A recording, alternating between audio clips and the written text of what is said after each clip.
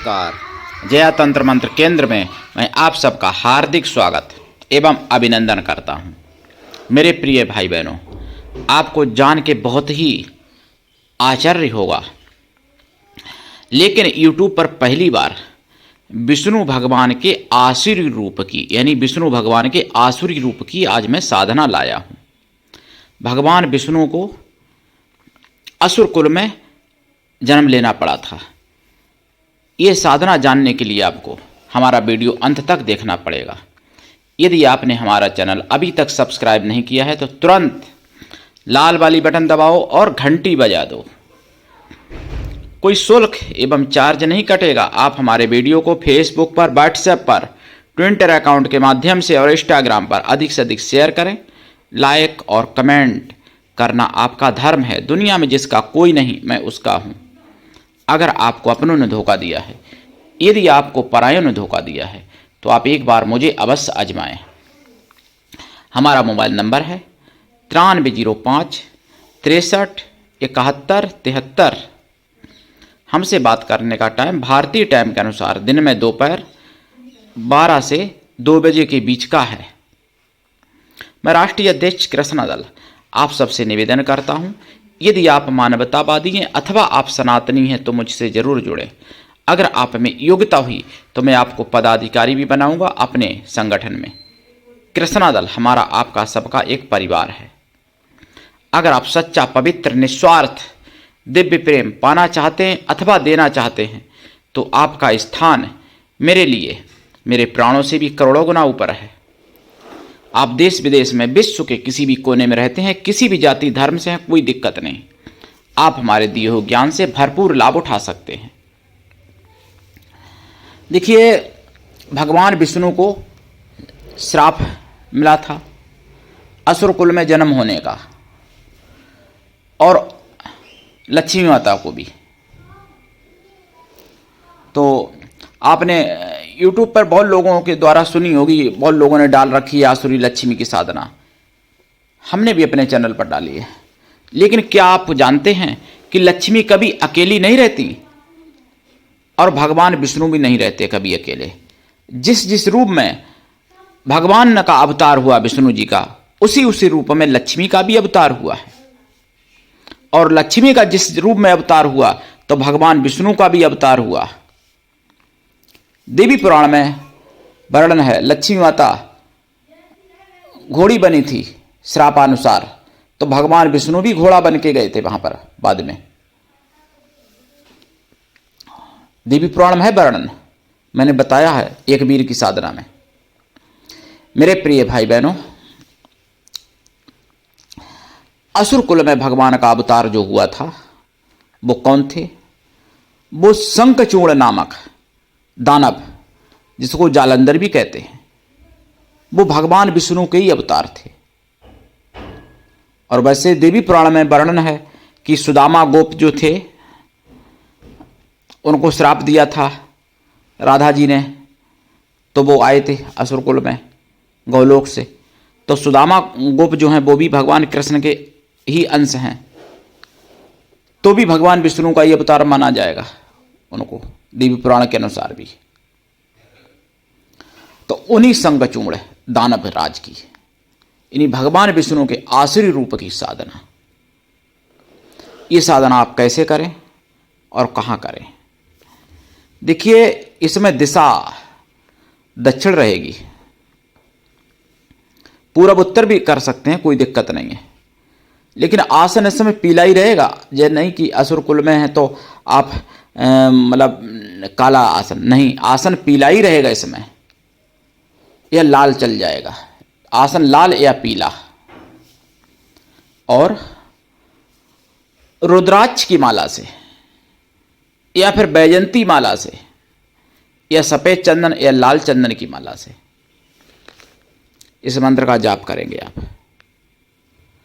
तुलसी की माला से भी कर सकते हैं, लेकिन तुलसी की माला से भी कर सकते हैं, पर ये जो पहले मैंने बताई है ना, ज़्यादा उत्तम है इस साधना में। क्योंकि जब शंखचूड़ थे तब तुलसी का प्रादुर्भाव नहीं हुआ था, मतलब वृंदा ही उनकी पत्नी थी, बाद में तुलसी बनी है शंखचूड़ का शरीर छूटने के बाद। और जाप इनका 1.25 लाख है।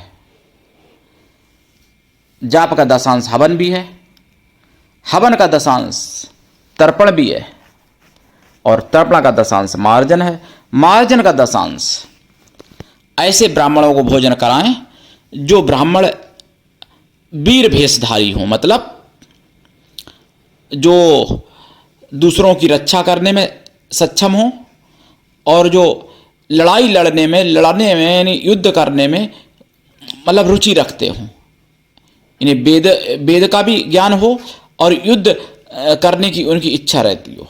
ऐसे ब्राह्मणों को ढूंढ लेना, मिल जाएंगे। तो ऐसे ब्राह्मणों को भोजन कराएं। और ये देखिए, वैसे तो दर्शन भी देते हैं, वरदान भी देते हैं, लेकिन 1.25 लाख में भाई इतनी बड़ी शक्ति, जिसको ब्रह्मा विष्णु यानी विष्णु का स्वयं रूप साक्षात भगवान विष्णु और ब्रह्मा शंकर जी भी मतलब हार गए थे। तो जब उनका कवच भगवान विष्णु ने लिया, देवी पुराण के अनुसार भगवान विष्णु ने जो कृष्ण कवच था शंखचूड़ के पास, वो जब लिया और इधर वृंदा का सतीत्व भी नष्ट किया, तब शंखचूड़ की मृत्यु हो पाई थी। अगर एक भी काम बना रहता तो मृत्यु नहीं हो सकती थी।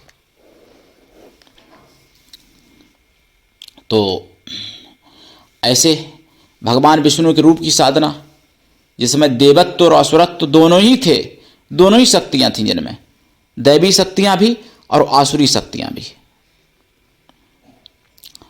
तो इतनी बड़ी साधना जो पूरे ब्रह्मांड में तहलका मचा देने वाली, तो क्या 1.25 लाख में कैसे दर्शन हो जाएंगे भाई? लेकिन कृपा हो जाएगी, आपकी सर्वत्र विजय होगी 1.25 लाख करने से। अगर इसी साधना को दर्शन करना चाहें आप, तो फिर लंबी करनी पड़ेगी। इसके फिर चढ़ बाई चढ़ साधना की जाती है और दर्शन भी देते हैं। शंखचूड़ दानवराज भगवान विष्णु का एक रूप है। साधना काल में ब्रह्मचर्य व्रत, 1 टाइम भोजन और शुद्ध शाकाहारी रहना पड़ेगा, साधना काल में भी और साधना के बाद में भी, यानी लाइफ टाइम शाकाहारी। और खोया की मिठाई का प्रसाद चढ़ेगा, देसी गाय के घी का दीपक जलेगा इस साधना में। वस्त्र भी अपने पीले ही पहने साधना काल में, या लाल पहने, 2 के अलावा कोई नहीं। और ये साधना माताएं बहनें भी कर सकती हैं, भाई भी कर सकते हैं, कोई भी कर सकता है दीक्षा लेके, किसी उम्र का कर सकता है, कोई भी कामना मन में रखे कि साधना कर सकते हो। ऐसा कुछ भी काम नहीं है जो ये ना कर सकें। भगवान विष्णु का ये एक अवतार है ये। तो मेरे प्रिय भाई बहनों, सनातन धर्म में मैंने आपको जैसा कि बताया है कि एक से बढ़ के एक विद्याएं हैं। तो आसुरी साधनाएं भी जो भी मैं डालता हूं, वो भी प्रमाणिक और ठोस, और इन्हीं जिनमें देवत्व जिन्होंने प्राप्त किया है, उन्हीं की साधना में डालता हूं। तो मेरे प्रिय भाई बहनों, उठाइए लाभ, दीक्षा लेके करिए साधना, जुड़े रहिए। और सनातन धर्म एक ऐसा धर्म है जो पूरे विश्व का, पूरे ब्रह्मांड का कल्याण कर सकता है। सनातन धर्म जब कमजोर पड़ा, कमजोर किया गया, तभी से संकट आए पृथ्वी पर। जब तक सनातन धर्म पूर्ण रूप से था पृथ्वी पर, तब तक कोई कष्ट नहीं आता था किसी को। दया दैविक भौतिक तापा, राम राज नहीं काउए व्यापा।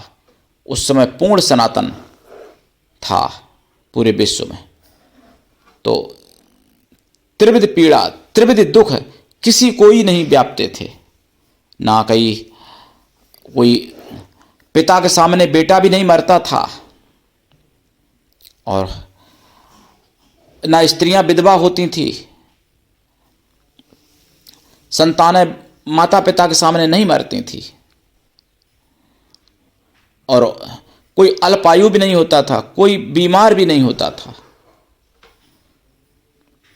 तो ये सब क्या था? जब सनातन धर्म पूर्ण रूप से यानी विकसित था। सनातन धर्म आज भी अगर पूरा विश्व स्वीकार कर ले तो पूरे विश्व में वही सब कुछ, सुख शांति सौभाग्य सब कुछ हो सकता है पूरे विश्व में सबके पास। लेकिन कलिकाल है, कहाँ लोग स्वीकार करने वाले हैं। तथाकथित सनातनी नाम वाले जो हैं हिंदू, वही सनातन को गालियाँ देते हैं। कुछ लोग सनातनों को मिटाने की बात करते हैं। कुछ ऐसे आ जाते हैं सूअर की भिट्टा में रहने वाले कीड़े, जो सनातनों को कोई धोखा कहता है तो कोई सनातनों को मिटाने की बात करता है, कोई राम भगवान पर टिप्पणी करता है तो कोई भगवान शिव पर टिप्पणी करता है तो कोई माता पर टिप्पणी करता है। ना जाने कितने सूअर के विष्ठा में रहने वाले कीड़े हैं। उन कीड़ों को मसल देना चाहिए ताकि और कीड़े ऐसे ना पैदा हो सकें। किसी में क्षमता नहीं है, किसी के बाप में दम नहीं है कि दूसरे मजहबों की सच्चाई भी कह सके, क्योंकि वहाँ प्रतिक्रिया दी जाती है। सनातन में लोग प्रतिक्रिया नहीं देते हैं, इसलिए सनातन की बुराई कोई भी करके चला जाता है, कोई भी भौंक के चला जाता है पिल्ला। तो मेरे प्रिय भाई बहनों, ये बात भी समझनी पड़ेगी आपको, हमको, सभी को। और सनातनी ज्ञान का प्रचार करिए, जन जन तक पहुंचाइए सनातनी आवाज़। हम कोई व्यूज की चिंता नहीं करते हैं। अगर मैं चाहूँ कि व्यूज मेरे बहुत ज़्यादा बढ़ें तो हम ऐसे वीडियो बना सकता हूँ कि घंटों में मतलब करोड़ों व्यूज बनेंगे। ऐसा भी मैं कर सकता हूँ।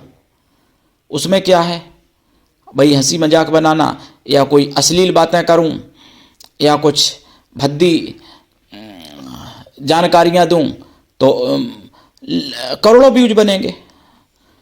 लेकिन मुझे अपना परलोक सुधारना है और सनातन का ज्ञान का प्रचार भी करना है। सनातनी लोगों का भी परलोक सुधारना है मुझे।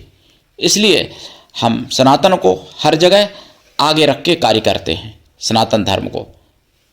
मेरे प्रिय भाई बहनों, उठाइए लाभ। आज के लिए इतना ही। धन्यवाद। जय श्री राम, जय विष्णु भगवान की। ओम नमो नारायणाय।